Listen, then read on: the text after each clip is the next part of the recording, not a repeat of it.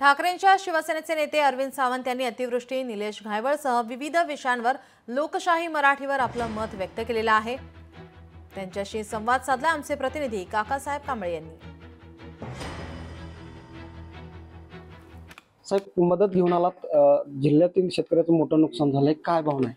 मदत असं आहे, शिवसेना म्हणजे संवेदना। माननीय हिंदू हृदय सम्राट बाळासाहेब ठाकरेंनी शिवसेना निर्माण केली ती संवेदनाशील संघटना, लोकांच्या प्रश्नांना वाचा फोडणारी, त्यांच्या संकटात धावून जाणारी संघटना म्हणजे शिवसेना। आज माझा मराठवाडा संकटग्रस्त आहे आणि म्हणून मी या प्रसंगी जेव्हा आमचे खासदार ओमराजे निंबाळकर स्वतःचा जीव धोक्यात देऊन लोकांचे प्राण वाचवतात, तो शिवसैनिक आहे, तो वंदनीय शिवसेना प्रमुखांना अभिप्रेत असलेला शिवसैनिक। तसंच ते आमदार कैलास पाटील काम करत असतात।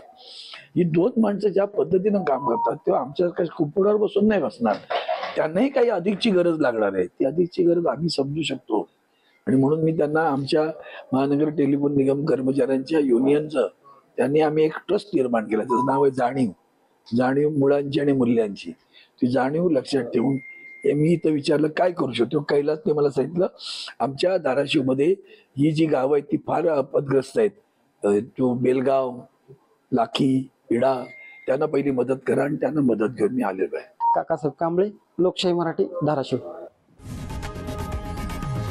लोकशाही मराठी, ऐका, पहा, जागरूक रहा।